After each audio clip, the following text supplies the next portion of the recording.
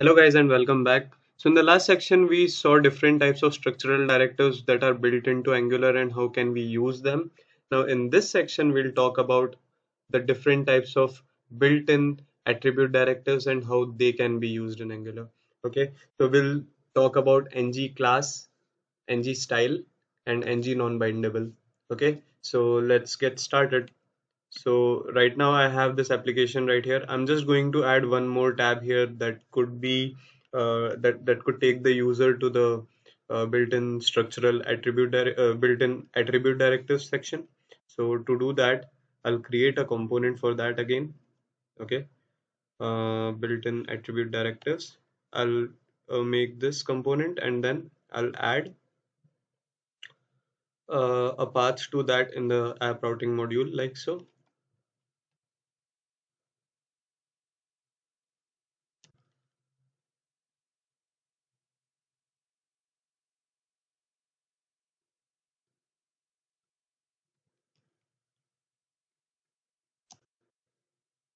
Okay, and then I'll also add a link to that in the header section.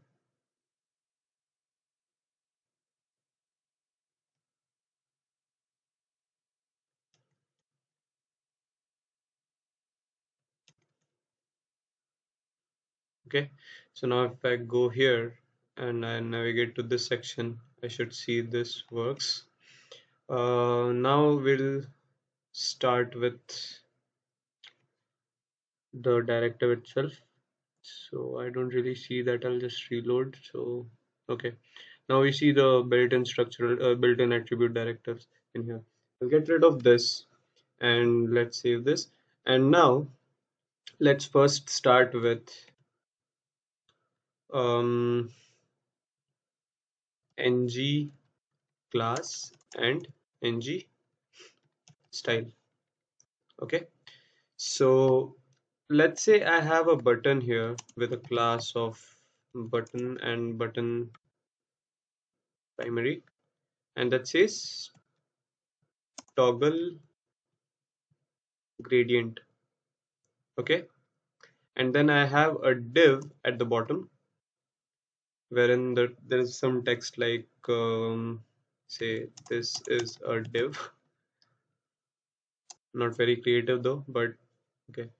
Now, if we want to apply dynamic classes to this based on some variable, let's say I have the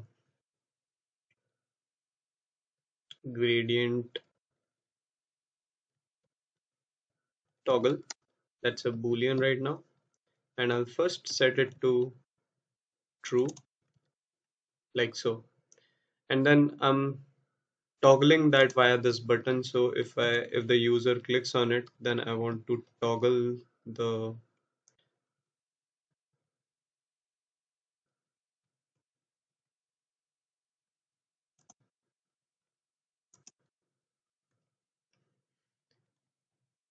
toggle the gradient toggle like so. Okay, and now in the div here we can use NgClass like so. So NgClass can be used as a property binding on a division. Okay, and in here we will specify the class that we need to that the class that we need Angular to put in. Okay, so if this is true, then I want to put a blue gradient class onto this div, but otherwise I want to put a red gradient to this class. Okay, I don't really have this blue hyphen gradient and red hyphen gradient classes as of now, so let's quickly create them. So I'll go to the built-in attribute directives component.css and let's copy some markup to basically get this gradient. Okay, this one is the blue gradient, so blue hyphen gradient, and this is something that I'll be applying to the background of this division. I'll also add a red gradient to this. So for the red gradient, I'll copy these hash values like right here. I'll cut it from here, paste, cut,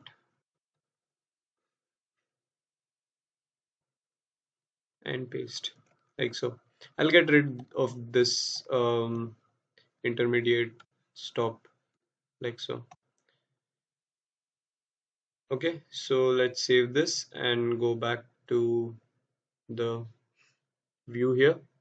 So I have right now by default the blue gradient applied on this. If I click on toggle, then it is changed to the red um, gradient right here. Okay, let's inspect this element and let's set a height of about say 40%, or let's say 400 pixels. All right, and a width of say 400 pixels again, like so. Okay, so I'll just copy these two styles here and I'll place them on sorry, on the div as well. I'm not that good with CSS, but uh, like so. Okay, so by default it's blue. If I toggle, it's going to change to red. Okay, so that was something regarding the ng class directive that we can use. Apart from that, we also have something called the ng style, wherein we have to pass an object containing a list of styles that would be applied to this particular div here. Okay, so let's say for example, if I wanted to apply some text property, okay, um, in that case I'll specify the color as say white. So this should change to white. Okay, I'll also in change the font, so font hyphen family, and I'll change it to Courier like so, and the font changed to Courier in that case. Okay, again if I click on toggle, then the font uh, then the text styles are still the same, but I can still toggle the background here like so using my ng class.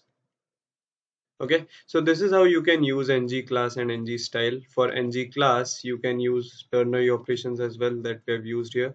In most of the cases, you might not have to use it, but this is one of the rare cases wherein you might have to change the class of a particular element based on some value that you have on the template, so that you have on the class.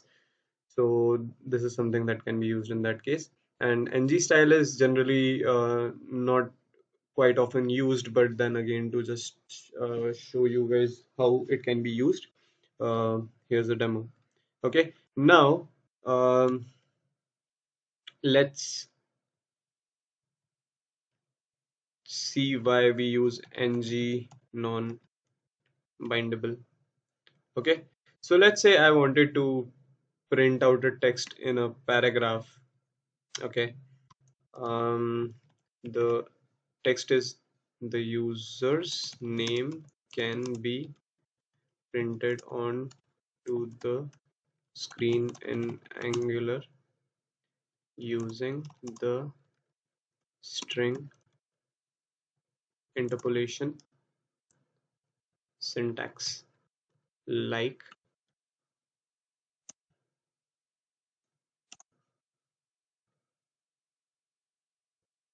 so. Okay, if I save this and go back, then